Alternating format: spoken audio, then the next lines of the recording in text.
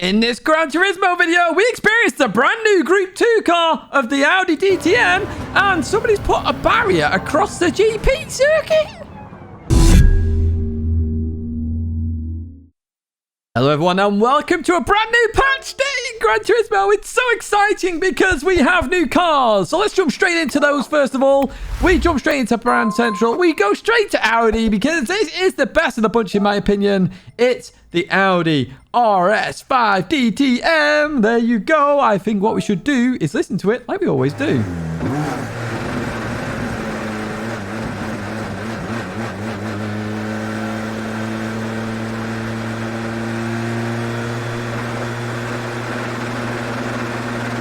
Now let's stop that racket for a second. That is an awesome car. Probably one of the newest race cars to come to Gran Turismo, as far as I'm aware at least. An unbelievable car to come to Gran Turismo. We're testing it out a little bit later in this video. Next new car then, Asia Pacific time, straight to Toyota. What do we have for you in here? Well, let's go along a little bit. Well, we have that. Yes, the Alphard Executive Lounge. I want this so much, said nobody ever. As I try to get my words out there. But you get a mixture of colours there. Sounds pretty good as well. Take a listen to this.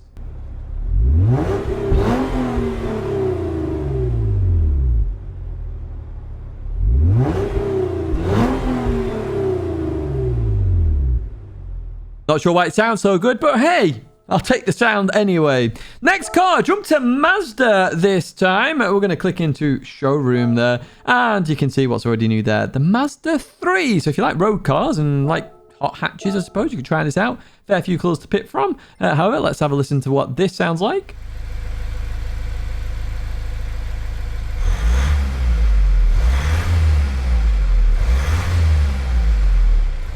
Sounds like a generic road car, doesn't it, really? Right, the next two new, well, not new cars, technically. They're legend cars now, but new to Gran Turismo. You got to go to Legendary Dealership. First up is the Porsche 959. Look at that beauty. That has got good style. It looks like different to all the other Porsches out there in the world.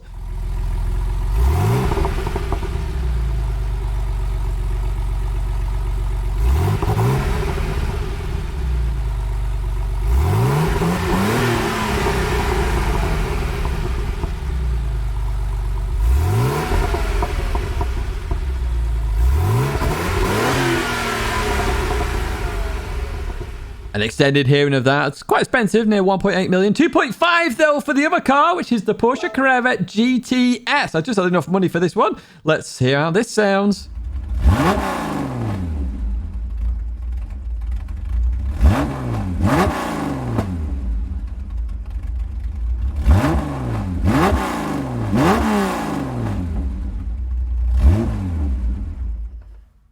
So, an interesting selection of cars there in terms of what you can use. The main one there is the Group 2 car. That's the one we're going to use there, the DTM car, isn't it, really? Right, we have some new layouts as well. So, you've seen I've gone to the World Circuits. Head in to Europe then. And where we're going to head is the Nürburgring, the one track I'm not too fond of, to be honest with you. And if we go to that time trial, we will then see the layouts available to us. So we've got the ones that we know that exist already. But what we do have now is the Endurance and the Sprint circuit. The Endurance, it just features that cut GP circuit, which is the Sprint circuit essentially. And what we're going to do actually is we're going to try out the Group 2 cars there. So I'm in the Audi at the moment. You can see we've got DRS down in that bottom right hand side, okay? So DRS now in Group 2 as well, which adds complications to the BOP. Of course it does. The more additions you have in terms of hybrids, etc., the more complications we have in terms of BOP and making it balanced, as we know from Group 1, which is all over the place. But we'll get onto BOP a little bit later on. Coming into here then, the thing I found with this Audi is it felt very much understeery for a Group 2 car. It felt very heavy. DRS, we'll see the impact of that. We are going to take a speed trap test as we come into this right-hander. This is the short circuit then. This is a circuit I've wanted in this game for quite a while. I mentioned it in GT Sport. How it doesn't exist, I do not know, when it was in GT5 and 6. glad it's back in the Gran Turismo franchise as we then head back onto this GP circuit. Then through the right we go. I'm going to head towards the chicane. Unfortunately, we are still using that horrid chicane. But what we are going to do, first of all, is actually have a look at that speed trap test on the right-hand side, where we're going to log it at 150 meters, and that is 161 miles an hour. So with DRS, in theory, we should be carrying a lot more speed than the other Group 2 cars, I imagine. But let's see what happens as we go into the final right-hander. We're going to cross the line and just see our lap time here. There's a little bit of wiggle there. Nothing huge there. Obviously, we're just getting used to the car, so plenty of time in it. But a 20.6 there for this car. Right, we jumped to Nissan then. Obviously, the Metacar, previous Metacar in this category of Group 2. Into the right-hander we go. Now, instantly, this car felt a little bit heavier because of what's happened with the BOP. However, it did feel grippy. It felt like it could turn better, far less understeery than the Audi. And you see a little bit of a wiggle there. We do still have power oversteer, as there has been a physics change as well, which I'm going to talk about in a little bit as we go through the right-hander. Through we go. You see a little wiggle again there. Going to head towards, once again, the short circuit. So we're breaking around the 100-meter board there. You can see the curb change as well if you wanted to use the curb as we go through here. You can see how much better it turns in there.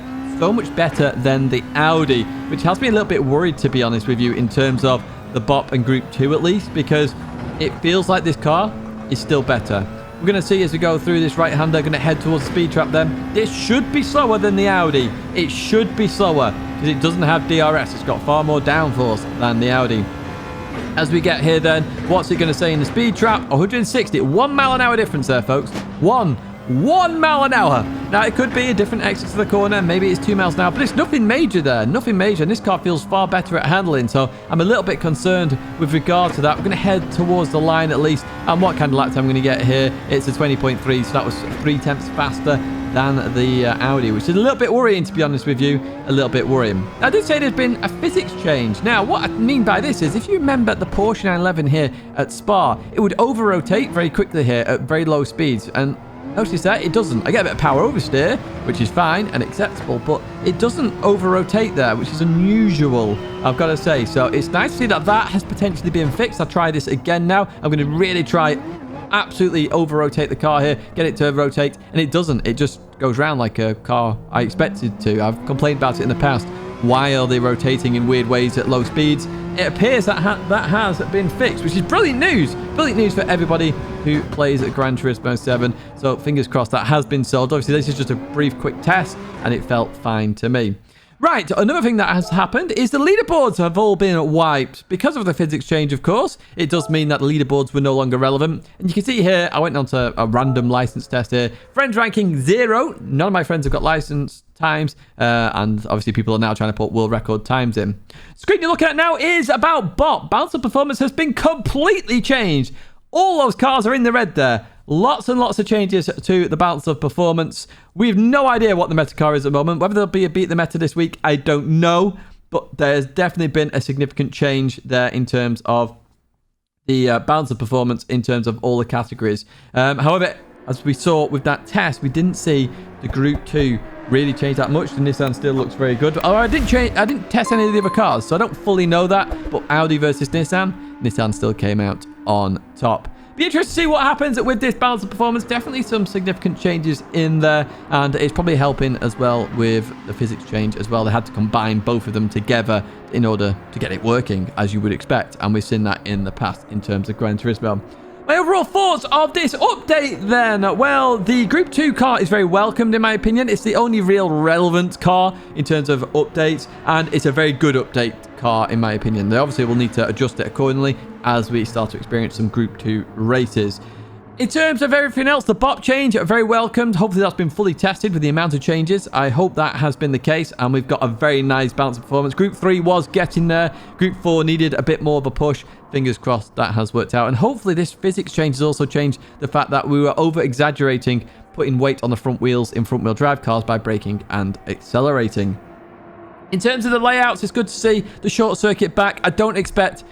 the best category of car to race on that short circuit is definitely going to be the Group 4 cars. I think that is really suited to those. Group 3 and Group 2, they're a bit too fast for that kind of circuit. But hey, maybe you can have some good racing, maybe not. I don't know. Let's see what happens. I'm going to do some further testing. Do let me know what you find. My wheel definitely feels a lot heavier. Don't know about yours, so you may need to check that out. But an interesting update, hopefully a brilliant update. I think as a preview, seems fairly good in my opinion. Let's see what happens. Let's hope 1.31 is the best there has ever been. And if you've liked this video, give it a like. Subscribe to the channel to stay in touch with all the latest content. But that's going to be it for me, folks. Au revoir, farewell, goodbye, and I hope to see you in another video or live stream again very soon.